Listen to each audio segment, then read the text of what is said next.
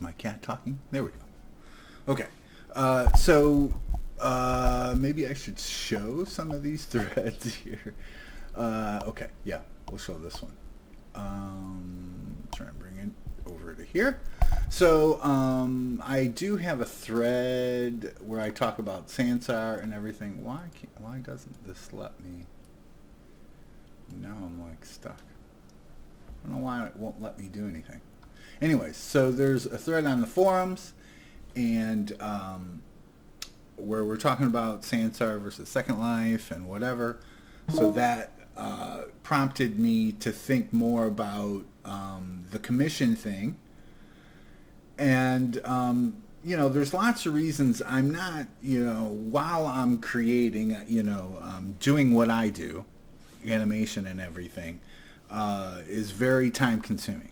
So while I'm doing animation and everything, I'm usually watching videos on something that I'm interested in. And a big topic that I'm interested in is economics.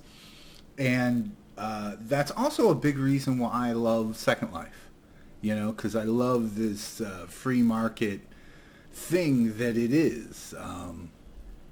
Why are my shadows so crazy? Here we go. Let me go back to midday. Excuse me.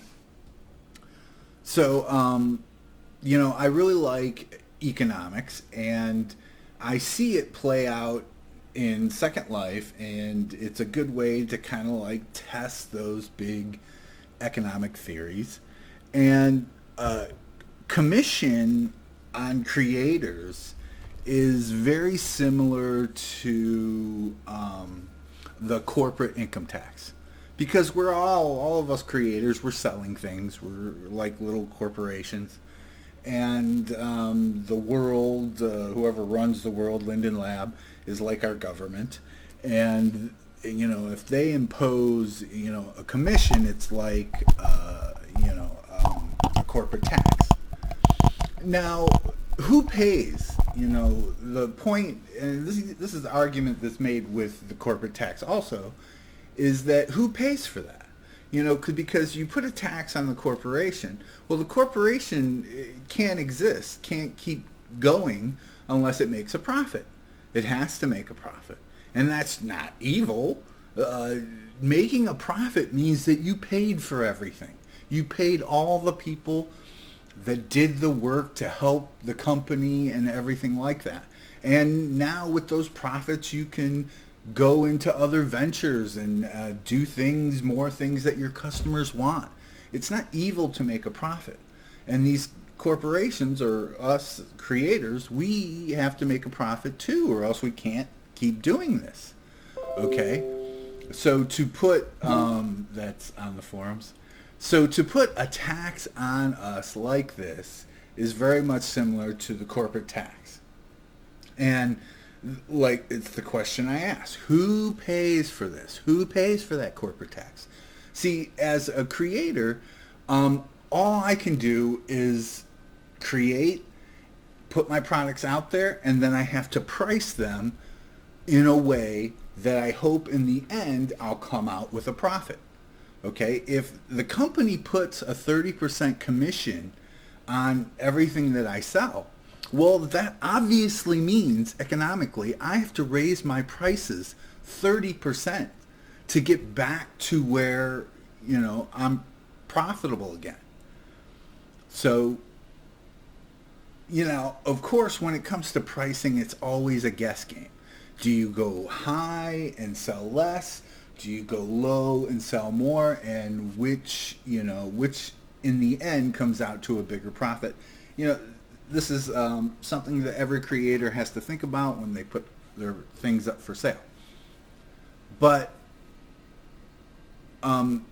it's not, in the end, it's always the consumer that ends up paying that. So this is not, when you say you're going to charge creators 30% commission, well, that's not really what you're doing. What you're doing is you're charging the people who are going to buy those products 30% more.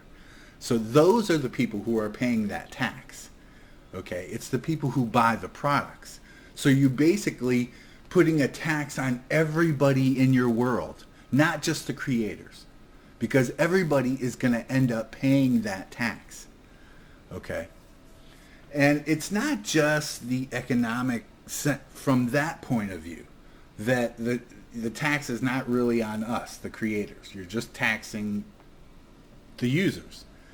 But there's also the economic part of, I talked about in my other video, where you're limiting the amount of creators that you're going to have in your world, and which in turn limits the amount of products that you're going to have. So the less products that you have, the less variety, the less, I mean, I still have customers come to me today, 10 years into this whole Second Life thing, 11 years almost, telling me they can't find this animation anywhere, or that animation. They want me to make something custom for them. I mean, animation is unlimited. Products are unlimited. It's, you know, but if the difference between that high commission versus a very low commission is going to be plainly obvious. I'm going to show that. I'm not just going to sit here and talk, but I'm going to show the results of this. Because other people say, well, other platforms charge 30%. Well, yeah, let's go look at those other platforms and compare that to Second Life, and we'll see it's plainly obvious what's going on here and which is kind of the better way. I mean, there's pitfalls to each side, but okay, so enough talking from me here, at least without showing you guys something. So something I wanted to show was the asset store. So Unity has an asset store, and you know, you can buy models there, you can buy animation, and animation is a great example, because of course we have animation in Second Life. And what the heck, I can't do anything. But I guess you guys are just going to have to take my word for it. So if you go to the Unity Asset Store, you click on animation. Basically, there's 380 animation sets you can buy in Unity. Okay? Now, I guess somebody might think that's a lot. Okay? But let's let's compare it. Okay? Let's compare it to Second Life. Okay, the Second Life marketplace. 380. Well, look at this. There's like, what are you talking? A couple hundred thousand, 150,000 different animation things. Okay, and that's not even. That's just a fraction of it. That's just whatever is underneath the animation category. Okay, so that, you know, and let's not just look, you know, Unity charges 30%, and that's why they get so few people selling there. Now, I sell Unity stuff, but I don't sell it on their website because I don't want to pay them 30%. Okay, so let's go to Unreal. Okay, Unreal Engine. Okay, now Unreal and Unity, they have a process where you have to submit products. So that whole process takes forever, weeks, you know. So you can't just like release products. No, you have to wait for them to approve them, and then they might want you to change something, and now you have to go back and do more work, you know, and change it the way they want it, even though the customer might not want it that way, but that's just what they think. You know. Okay, so here we are at Unity. Okay, so Unity, we're under animation. Okay. Now, I can't scroll down. It's literally one page, probably 50, not even, maybe 30 animation products here on their whole marketplace. Okay? And, you know, to me, animation is everything. You could not have this, that, and whatever, but if you have animation, there's a lot of stuff you can do. Okay? You can entertain people. Okay, I'm sorry, I don't know why I can't do anything on these sites and move anything around. I'm sure it's the recorder. But It's a stark difference, though, from Second Life, okay? Where, the marketplace is 5%, which is totally reasonable, And I've even said, Sansar could go up to 15% and I'd still be happy. Because to me, they're giving me that amount of value. Now, 30% of my profits, you think, to me, that's pretty bold for a company to think that they're offering me 30%. They're worth that much to me. Especially when there are other competitors out there. Okay? And especially like Unity and Unreal. I can sell their products on my own website. And they think they're worth 30% of my profits? That's a little bit nutty to me. Okay, so I hope I've kind of shown like the difference between the different kinds of commissions that people are charging. And it's not just, I'm showing animation. It's not just in animation. It's in models. There are only, on those websites, there's only a few creators that even consider making products for those platforms, even though those platforms are huge. Unreal Engine is huge. Unity is huge. But they have this tiny set of creators, and they don't cover even a fraction of the market that they should be covering. And why? It's because they charge 30%. Why would I, as a creator, when I can sell their products all on my own, they don't benefit me at all besides bringing in traffic, But if I can generate anything close to the amount of traffic I would get on their site,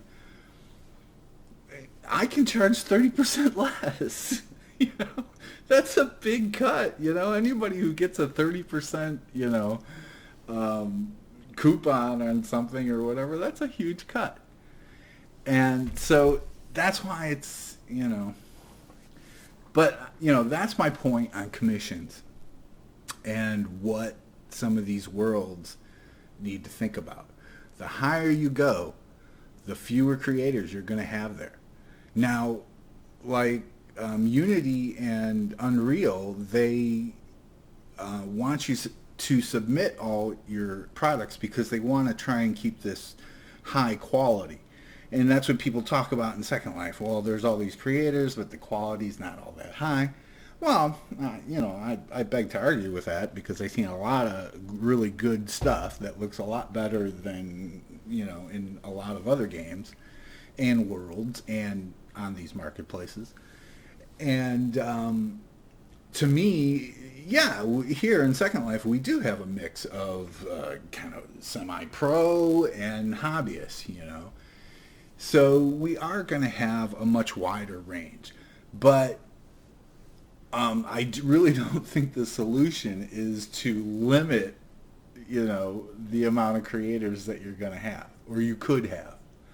Okay? And that's just my point about it. And that's, we're all Second Lifers. Anybody who's watching me probably knows something about Second Life. And that is some of the, that's what Second Life's about. All of us, anybody getting in, starting to create, starting to learn how to do this stuff. And to move to, even though, a lot of people think of me as, pro or semi-pro. But at the same time, I'm, the reason why I do these videos, because I love, I learn, I have these aha moments, and I love giving those moments to other people, and I like seeing what other people create. To me, yeah, I want to make a profit and things like that, but to me, there's enough out there for everyone if we can get these platforms to really support us and give us the things that we need to create with. But anyways, so there's my stream. Have a good one, everyone.